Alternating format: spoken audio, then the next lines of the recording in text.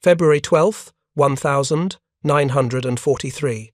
The Kummersdorf Proving Ground, south of Berlin. Morning frost clung to the testing range as a group of Wehrmacht engineers gathered around 3 captured American weapons laid out on wooden benches. Metal tubes, crudely welded with shoulder stocks, looking more like plumbing equipment than instruments of war. The weapons had arrived from Tunisia 3 months earlier, recovered from positions where inexperienced American troops had either abandoned them or been overrun. Preparing and narrating this type of story took us long efforts and hard work. So if you are enjoying the story, please consider subscribing to our channel. Major Klaus Fischer, the senior ordnance engineer, lifted one of the tubes and examined it.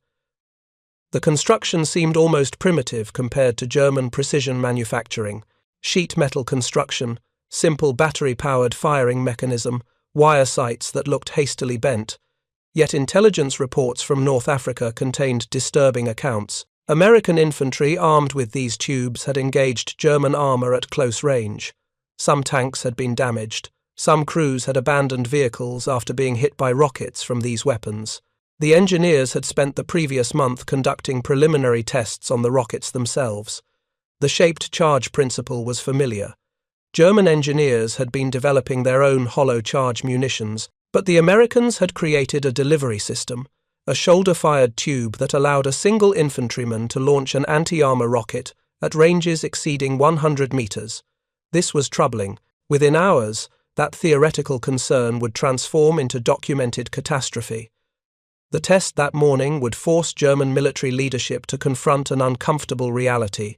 The weapon they had dismissed as crude American improvisation could penetrate the armor of every tank in the Wehrmacht's inventory, including the Tiger, including the Panther, including vehicles still on drawing, boards that represented Germany's most advanced armored designs. The mathematics would prove devastating. The Bazooka weighed 13 pounds. A Tiger tank weighed 60 tons. Yet that 13-pound tube firing an 8-ounce shaped charge could transform 120,000 pounds of precision engineering into burning wreckage. The cost disparity magnified the problem further. American factories produced these tubes for approximately $18 each. A single Tiger tank cost the Reich 250,000 Reichsmarks, roughly $100,000. An $18 weapon could destroy a $100,000 tank. If you're enjoying this deep dive into the story, hit the subscribe button and let us know in the comments from where in the world you are watching from today. The weapon's origins trace to American desperation. In early 1942, the United States Army possessed no effective infantry anti-tank weapon. Rifle grenades lacked range and penetration. Anti-tank rifles proved ineffective against German armor thickness. Towed anti-tank guns required vehicles and crews, making them vulnerable to German mechanized warfare. Captain Edward Earle at Aberdeen Proving Ground, Maryland, had been tasked with creating a delivery system for the M10-shaped charge grenade, a powerful anti-tank warhead too heavy to throw effectively. Walking past a scrap pile one afternoon, Earle spotted a discarded tube matching the grenade's diameter.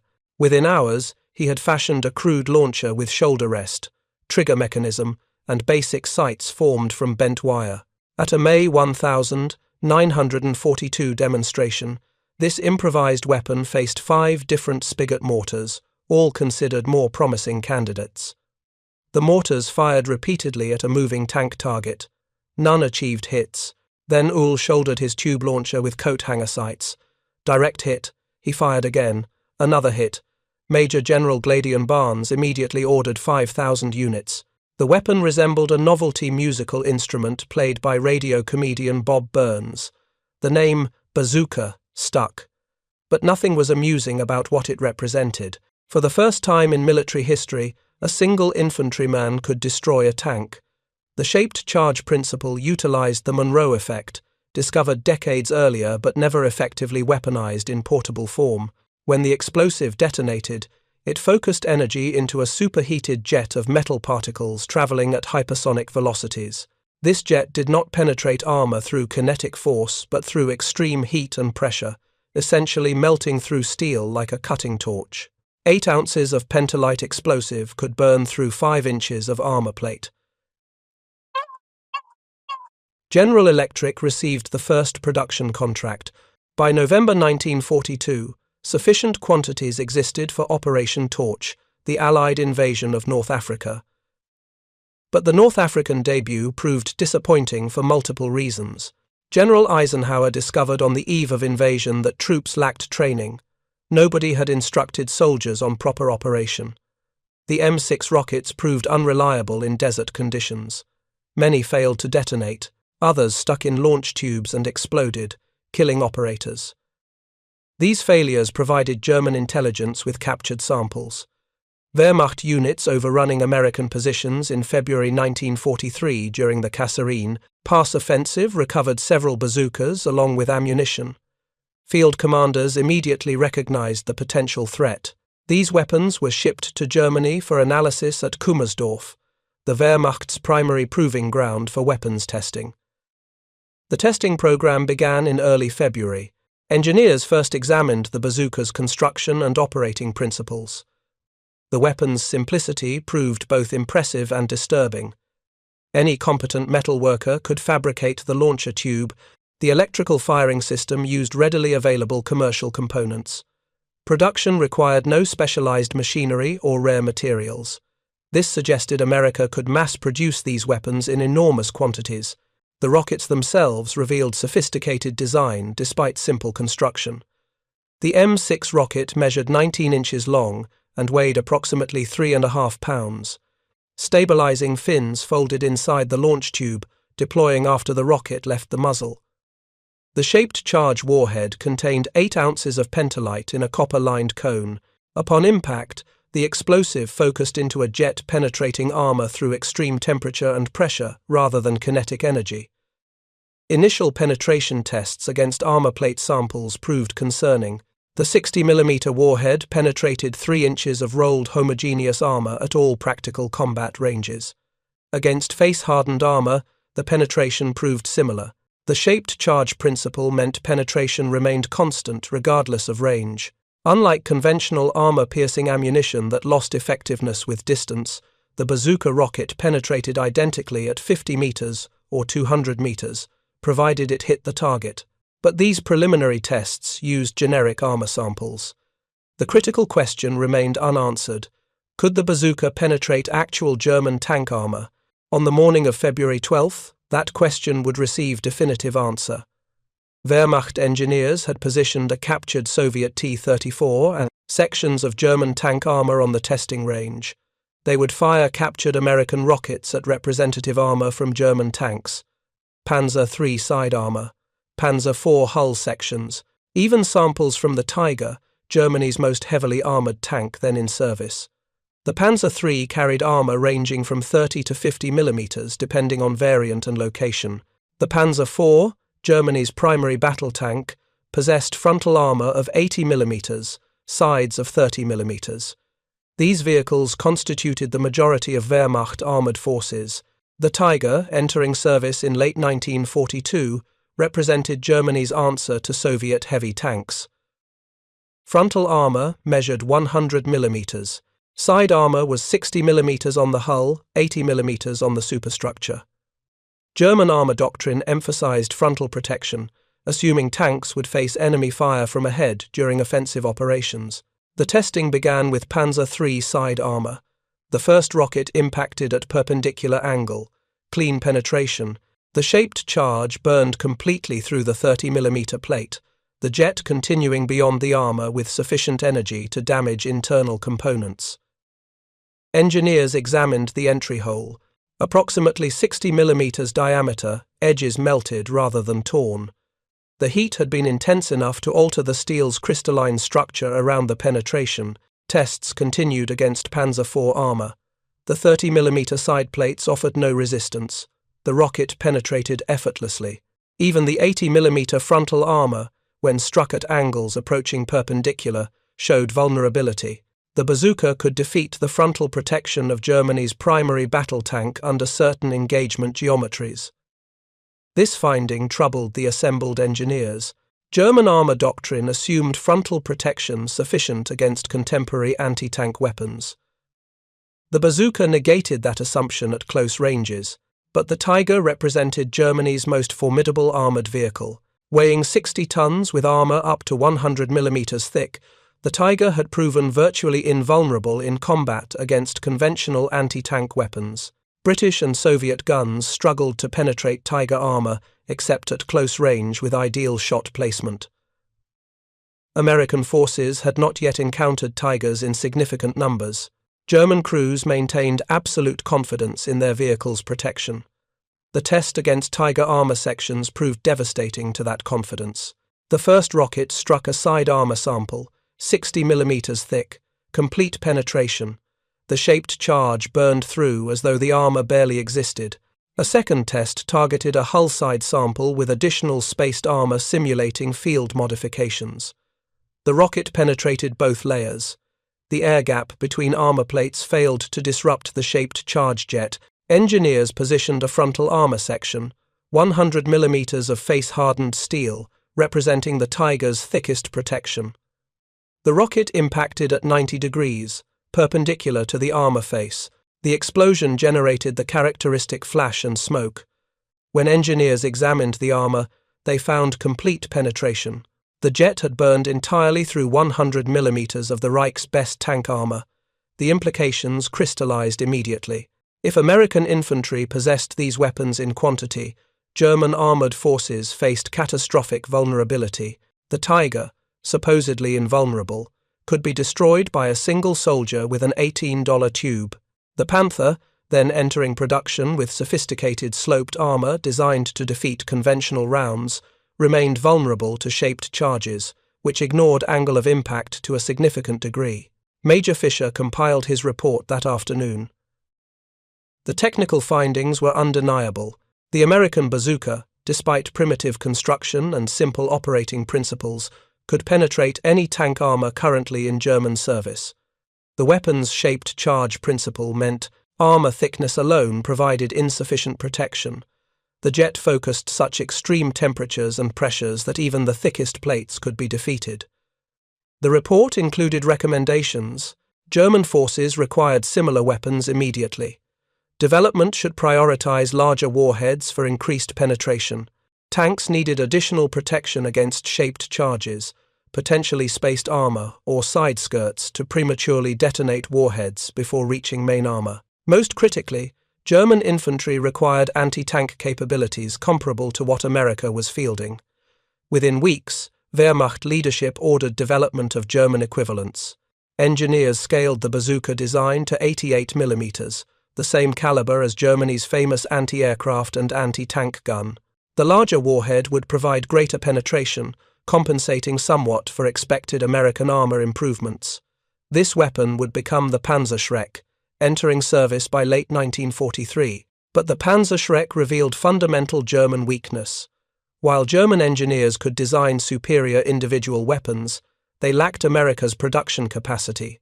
The Panzer proved heavier, more complex, and more expensive than the bazooka. German factories would produce thousands of Panzer. American factories would produce hundreds of thousands of bazookas. The mathematics of industrial warfare favored America decisively. The testing results from Kummersdorf circulated through Wehrmacht command structures. Tank commanders received briefings on the new American threat. Tactics manuals were revised to emphasize vulnerability to infantry portable rockets. German armored doctrine, which had revolutionized warfare through aggressive mechanized operations, required fundamental reconsideration. Tanks that had charged confidently across Poland, France, and into Russia now faced infantry weapons capable of destroying them at close range. Field Marshal Erwin Rommel, commanding German forces in North Africa, received copies of the test reports in March 1943. His response reflected growing concern among German commanders. If American industry mass-produced these weapons and trained infantry in their use, German armoured forces would face unprecedented danger in any engagement where enemy infantry could approach within 150 meters. Urban combat would become impossibly hazardous. Night operations would be suicide. Any terrain offering concealment to enemy infantry would favor defenders armed with bazookas. The psychological impact proved as significant as tactical concerns. German tank crews had operated with confidence born from technical superiority. Tigers and Panthers outgunned and out-armored Allied tanks. Crew training emphasized aggressive tactics and offensive spirit. Now, intelligence briefs warned that any American soldier might carry a weapon capable of destroying their vehicles. Every hedgerow could conceal a bazooka team. Every building might shelter infantry with rockets. The predator was becoming prey. German responses developed on multiple tracks. Immediate tactical adaptations included welding spare track links and steel plates to tank sides as improvised armor. These additions, called Schürzen or side skirts, were designed to detonate shaped charges prematurely before the jet could form effectively against main armor. Initial tests suggested some effectiveness, though the added weight degraded mobility and mechanical reliability. German tanks, already prone to breakdown due to complex engineering, became even less reliable with additional armor burden. Tank tactics changed fundamentally. Blitzkrieg's essence, fast-moving independent armored formations exploiting breakthroughs, became impossibly dangerous.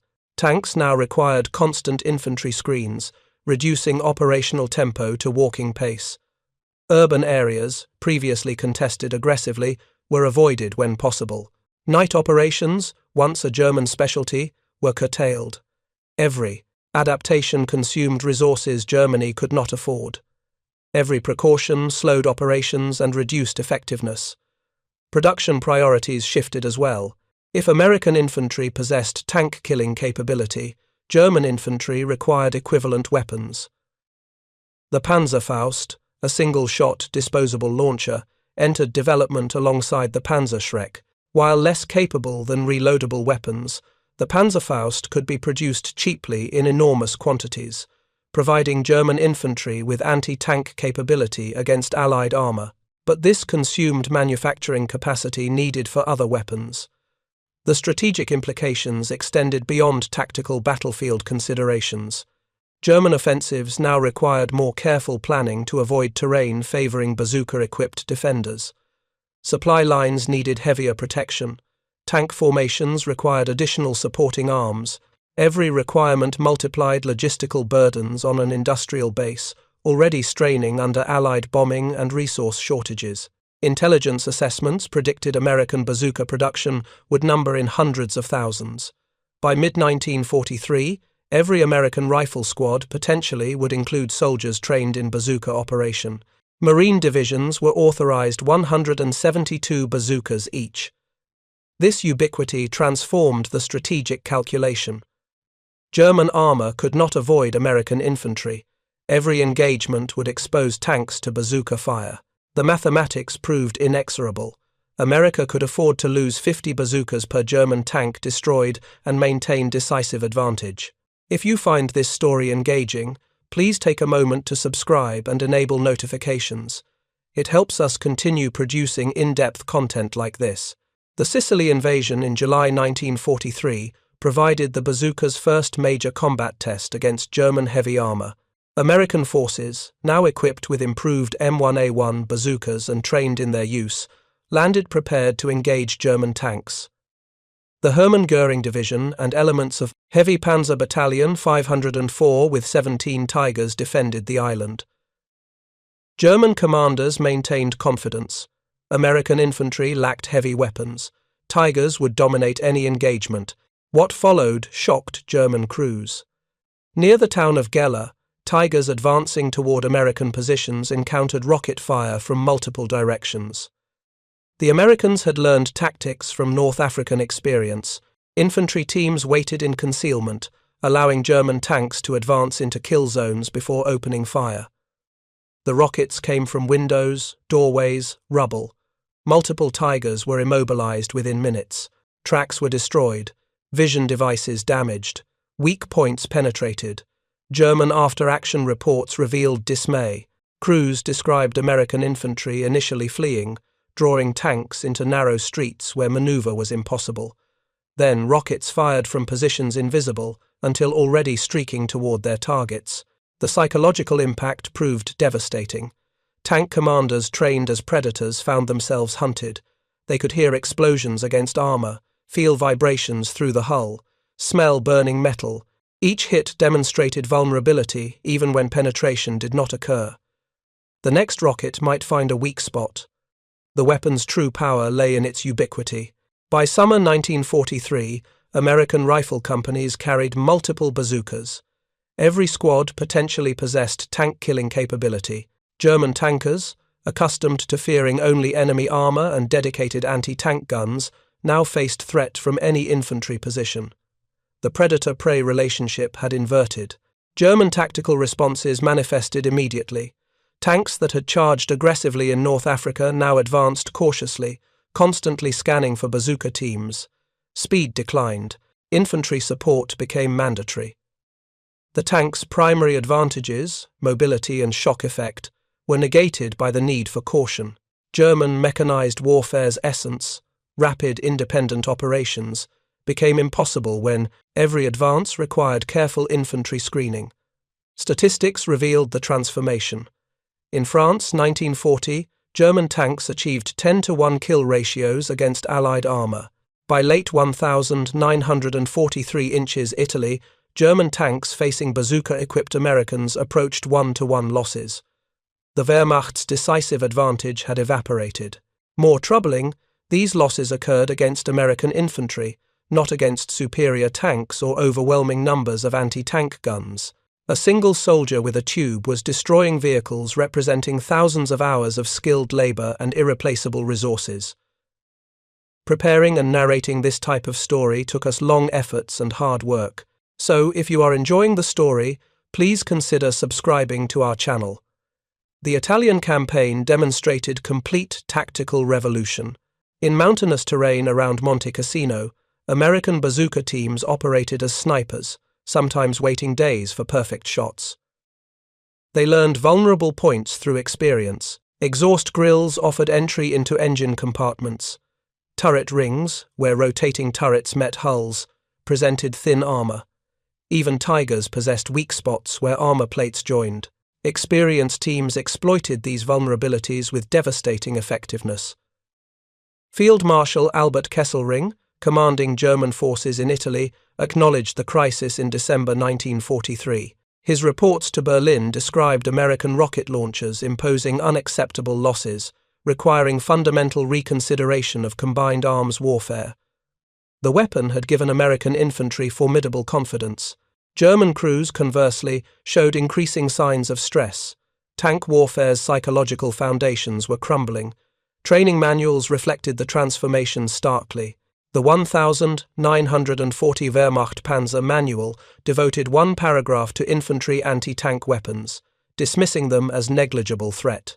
The 1944 revision devoted an entire chapter to countering rocket launchers, describing elaborate defensive measures and emphasizing constant vigilance.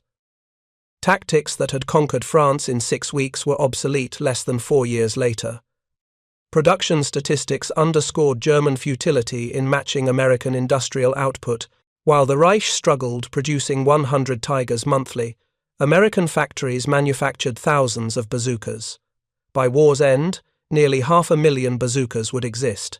America could lose 50 bazookas per German tank destroyed and maintain advantage. This industrial disparity proved as decisive as battlefield effectiveness. The weapon influenced strategic planning beyond immediate tactical considerations. German offensives consciously avoided urban areas where bazookas excelled. Supply lines required heavier protection, consuming infantry needed elsewhere. Tank crews demanded more supporting arms. Every adaptation consumed resources Germany increasingly lacked. The bazooka imposed constraints that negated every advantage German armor had established in the war's early years. Security concerns compounded German problems. Captured bazookas could transform resistance movements from nuisances into serious threats. One bazooka could elevate partisans to armor-killing capability. Germans obsessively tracked every captured weapon, understanding that French resistance, Italian partisans, and Yugoslav guerrillas desperately sought bazookas as ultimate force multipliers. American innovation accelerated continuously. The M9 bazooka, introduced late 1943, featured improved sights, collapsible design for transport, and better electrical systems. The M6A3 rocket incorporated rounded nose, preventing deflection off sloped armor. White phosphorus rockets expanded tactical options, blinding crews and forcing vehicle abandonment even without penetration. Each improvement built on combat experience, demonstrating America's ability to rapidly iterate weapon designs. The Bazooka influenced tank design profoundly, forcing German engineers to reconsider fundamental approaches. Vehicles grew progressively heavier as designers added armor against shaped charges. The Panther, conceived as 35 tons, grew to 45 tons in production. The King Tiger reached 70 tons, collapsing bridges and proving nearly irrecoverable when disabled. German tanks became impractical monsters, mechanically unreliable and logistically burdensome. Meanwhile, American doctrine maximized bazooka effectiveness through coordination.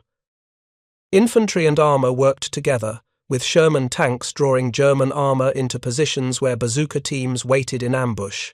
Artillery suppressed German infantry, allowing American bazooka teams to approach enemy tanks.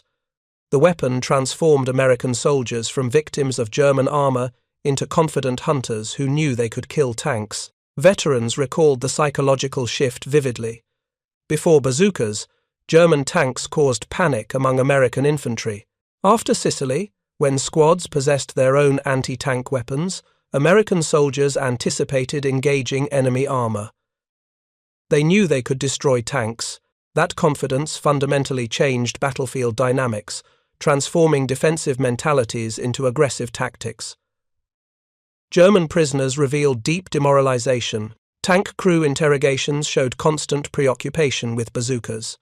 Crews spoke of seeing weapons everywhere, feeling perpetually vulnerable with no effective defense. These were Wehrmacht elite, men who had conquered Poland and France, now frightened soldiers, understanding their mighty tanks were simply targets for any infantryman with determination and an $18 tube. The winter line battles of late 1943 and early 1944 demonstrated the complete reversal of armored warfare dynamics. German tanks, once apex predators that had terrorized Europe, moved tentatively through Italian countryside. Commanders constantly scanned for rocket trails. Crews maintained hypervigilance, knowing that relaxing attention for even moments could prove fatal. American infantry, conversely, advanced aggressively, confident that they possessed tools to defeat any German counterattack. Psychological momentum had shifted decisively. German tankers approached combat with dread rather than confidence. The transformation was visible in operational reports. Tank commanders requested permission to withdraw from threatened sectors. Crews reported stress symptoms, sleep disturbances, constant anxiety. Medical officers noted increasing cases of combat fatigue among armored personnel, a phenomenon previously rare among Germany's tank forces. By early 1944, German tank tactics bore no resemblance to the terrorizing blitzkrieg of 1940. Tanks moved in tight formations with extensive infantry screens. Urban areas were avoided entirely when possible. Night operations essentially ceased. The bazooka had imposed constraints that negated every advantage German armor had exploited in the war's opening years. Speed, surprise, independent action, all became impossible when every advance risked encountering infantry with tank-killing weapons. Captured German officers provided testimony revealing the psychological transformation. Oberst Heinrich Brandt, a tank battalion commander captured in January 1944, described the change during interrogation. His crews had been trained in the traditions of armored warfare superiority, told repeatedly that German tanks were invincible, that Allied armor was inferior. Then they encountered American bazookas. Suddenly, the hunters became the hunted. Tank crews went from predators to prey, and the psychological burden proved crushing. American production accelerated relentlessly throughout 1944. Variants appeared constantly, incorporating lessons learned from combat. The M9A1 featured improved coupling mechanisms and better weather resistance. Training programs ensured every replacement soldier understood bazooka operation. The weapon became as fundamental to American infantry as rifles. Squads competed to acquire additional bazookas beyond authorized allotments, understanding the weapon's value. German production remained limited by resources and industrial capacity. The Panzer, while more powerful than the bazooka with its 88mm warhead, could not be manufactured in comparable quantities. Germany produced approximately 290,000 Panzer during the war. America produced nearly 500,000 bazookas. The numerical disparity reflected broader industrial realities that would determine the war's outcome. The bazooka inspired further innovation in portable anti-armor weapons. If shoulder-fired rockets could destroy tanks, what other applications were possible? Development began on recoilless rifles for even larger warheads. Experiments explored guided missiles. The bazooka had opened possibilities in warfare where technology and mass production trumped individual valor and tactical brilliance. German military theorists acknowledged uncomfortable realities in classified assessments. The Wehrmacht, which had revolutionized modern warfare through armored blitzkrieg, was being defeated by industrial democracy. The bazooka embodied this transformation perfectly. A mass-produced weapon, simple enough for any soldier to operate, negating years of tactical development and sophisticated engineering. Quality and craftsmanship were being overwhelmed by quantity and pragmatism. As spring 1944 approached, Germans prepared for the inevitable Allied invasion of France. Intelligence estimates predicted assault forces would include thousands of bazookas. Every hedgerow in Normandy could conceal a firing position. Every village could become a killing ground for German armor.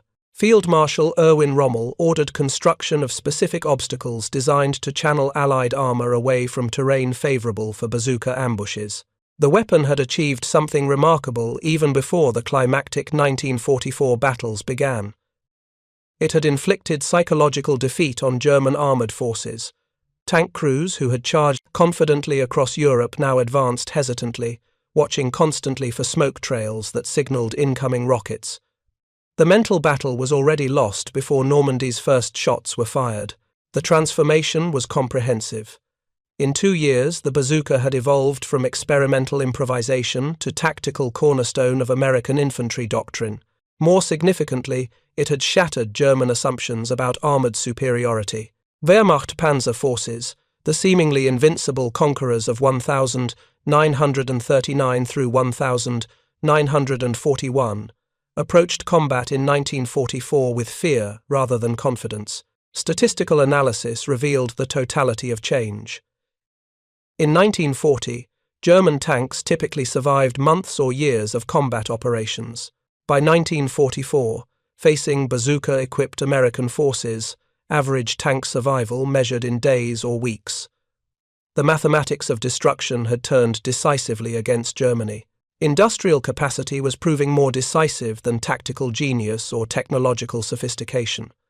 The bazooka represented more than successful innovation. It embodied the principle of industrial democracy, answering military tradition, where Germany produced small numbers of superb tanks requiring expert crews and extensive training. America mass-produced weapons any citizen soldier could operate effectively with minimal instruction. Democratic military power, distributed widely among common soldiers, was defeating aristocratic military excellence concentrated in elite formations. Psychological studies of tank crews receiving treatment for combat stress revealed the toll. Constant anxiety about bazooka attacks manifested in sleep disturbances, hypervigilance, and difficulty concentrating. Crews reported seeing bazooka teams everywhere, even in terrain offering no concealment. Many requested transfers from tank duty, preferring any other assignment. The Panzer Force's psychological foundation, built on confidence and aggressive spirit, had crumbled completely. The weapon accomplished what Soviet armies, British determination, and American air power had struggled to achieve alone. It broke the German armored forces' spirit. The bazooka proved that technological superiority meant nothing against mass-produced counters. Industrial capacity trumped tactical genius. Quantity, when properly applied, defeated quality decisively. As 1944 progressed toward the Normandy invasion, German tank crews prepared knowing they would face thousands of American infantry armed with rocket launchers. Every crossroads, every village, every hedgerow might conceal death. Medical officers reported stress symptoms appearing in crews before they even entered combat. The anticipation of facing bazookas was itself debilitating. The final irony lay in Germany's response to the threat. Building heavier tanks with thicker armor only worsened their strategic situation. Super heavy vehicles like the King Tiger consumed enormous resources during manufacture, required specialized transport, broke down frequently, and proved nearly impossible to recover when disabled. Meanwhile, America continued producing reliable bazookas by the thousands, weapons that could still penetrate even the thickest armor at vulnerable points. The bazooka validated American pragmatism over German perfectionism. Mass production defeated craftsmanship. Citizen soldiers triumphed over military professionals. Simple, reliable weapons in overwhelming quantities proved superior to complex, sophisticated systems in limited numbers. These lessons embodied every advantage America possessed in industrial warfare. By June 1944, approaching D-Day, the transformation was absolute and irreversible. German tank crews spoke of survival rather than glory.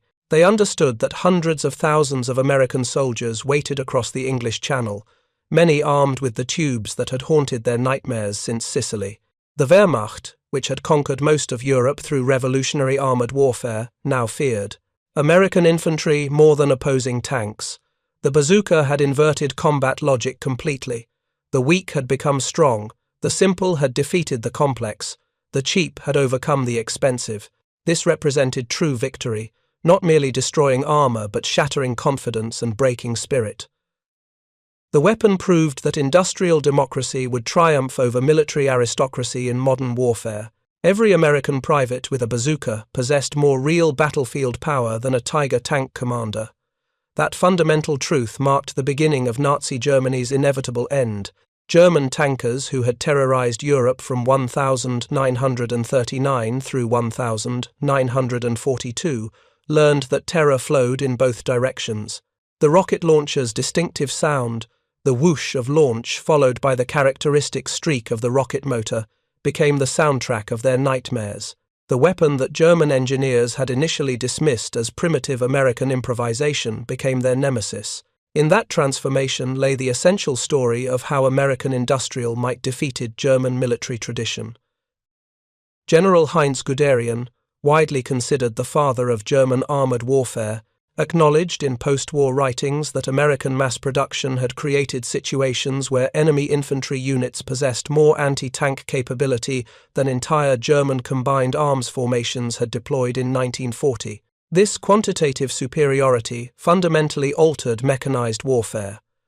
The bazooka democratized military power in ways no previous weapon had achieved. Unlike complex systems requiring extensive training and technical knowledge, any soldier could learn basic bazooka operation within hours. Every infantryman became potentially a tank killer. German crews never knew which American soldiers might suddenly produce a bazooka from concealment. Universal vulnerability replaced selective threat. The weapon's versatility expanded its impact beyond the original anti-tank role. Enterprising soldiers discovered bazookas could clear fortified buildings more safely than grenades. Bunkers could be engaged from standoff distances. Machine gun nests were neutralized with single rockets. Some units even experimented with using bazookas against low-flying aircraft. The weapon became the universal problem solver for American infantry. Training materials showed the evolution of American confidence. Early 1943 manuals emphasized defensive use, firing from prepared positions as last resort against attacking armor. By 1944, training emphasized aggressive tank hunting, using terrain and teamwork to stalk German armor actively. The psychological shift from defense to offense reflected broader transformation in American infantry doctrine. Soldiers were no longer victims of German tanks, but hunters seeking prey. The contrast with German infantry anti-tank weapons proved instructive. The Panzerfaust, while effective, was single-shot and disposable with limited range. The Panzer, though powerful, was heavy, cumbersome, and produced massive backblast, revealing the operator's position. The bazooka balanced portability, firepower, and sustainability perfectly. It could be reloaded quickly, moved easily, and fired from positions offering some concealment from the backblast. By late 1944, the bazooka had evolved beyond its anti-tank origins into a universal infantry support weapon. Machine gun nests could be destroyed with single shots, snipers could be eliminated without exposing assault troops, roadblocks could be cleared rapidly. The weapon's reliability and effectiveness made it the first choice for numerous tactical problems that previously required different specialized solutions. The impact extended beyond tank crews to all German forces. Infantry feared bazookas used against fortified positions. Artillery crews understood that bazookas could destroy guns and kill crews. Headquarters worried about commando raids targeting command posts. The weapon created universal vulnerability across German military formations. American training materials from late 1944 showed remarkable confidence. Soldiers learned aggressive tactics for hunting tanks, using terrain to approach targets, coordinating with supporting units. The emphasis was entirely offensive, taking the fight directly to German armor. This represented complete reversal from defensive doctrines of early war years, when Allied infantry feared German tanks. German countermeasures proved largely futile against determined bazooka teams. Maintaining distance from infantry was impractical in European terrain with its villages, forests, and hedgerows. Infantry escorts slowed tank operations and consumed manpower needed elsewhere. Avoiding towns and cities paralyzed mobility in theatre, where all major routes passed through urban areas. Every defensive measure degraded tank effectiveness, imposing costs Germany could not afford. The bazooka's success influenced post-war military development globally. Every army recognized that infantry required organic anti-tank capability. The principle that portable weapons could defeat heavy armor became fundamental to modern military doctrine. Contemporary guided missiles, from wire-guided systems to modern fire-and-forget weapons, descend directly from the bazooka's revolutionary concept. Production records revealed American industrial depth. Factories with no previous military manufacturing experience successfully produced bazooka components. The weapon's design simplicity allowed distributed production across numerous facilities. This demonstrated America's ability to mobilize industrial capacity rapidly for military purposes, a capability that proved decisive across numerous weapon systems. The human dimension appeared in countless veteran accounts. Young Americans who had never imagined fighting tanks became confident tank hunters. Farm boys, factory workers, students, clerks, all transformed into soldiers capable of destroying armored vehicles through minimal training and simple equipment. Military heroism was democratized. Any soldier could become a tank killer, regardless of background or extensive training. German memoirs consistently identified the bazooka as the most psychologically transformative weapon they encountered. Not Allied tanks, not artillery, not air power, but the infantry's rocket launcher. Commanders who had felt invulnerable in Poland described constant fear in Italy. The knowledge that any soldier might carry tank-killing weapons created perpetual anxiety that ground down even veteran crews. Pacific theater effectiveness, while less celebrated than European operations, proved even more decisive against Japanese armor. Japanese tanks, with thinner armor than German vehicles, were completely helpless against bazookas. Marines destroyed tanks, fortified bunkers, and cave positions with devastating efficiency. The weapon proved as effective against fortifications as against armor. By war's end, the bazooka had validated a fundamental principle of modern warfare. Technological superiority alone cannot guarantee military success. Mass production, widespread distribution, and thorough training can overcome qualitative advantages. This influenced military planning for decades, shaping procurement decisions and tactical doctrines throughout the Cold War era. American and German approaches revealed philosophical differences in military thinking. Germany sought perfect technical solutions, superior but complex weapons manufactured in limited quantities. America sought practical solutions, adequate weapons produced in overwhelming numbers. Battlefields favored American philosophy decisively. Adequate weapons in thousands proved superior to perfect weapons in hundreds. German Panzer veterans consistently identified the bazooka as the weapon that most changed their combat experience. Not superior Allied tanks or devastating artillery, but the infantry rocket launcher. This assessment from experienced, professional tank crews validates the weapon's transformative impact on armored warfare. The legacy extended beyond immediate military applications. The bazooka proved American industry could rapidly develop, mass-produce, and deploy innovative weapons. This capability established military-industrial dominance that persisted through the Cold War. The ability to field new weapons quickly in overwhelming quantities became American military doctrine's cornerstone. Looking back across 8 decades, the bazooka encapsulates American World War II strengths perfectly. Practical innovation over theoretical perfection, mass production over limited craftsmanship, democratic distribution over elite concentration, effective training over extensive indoctrination. These elements combined created decisive battlefield advantages that no amount of German tactical brilliance could overcome.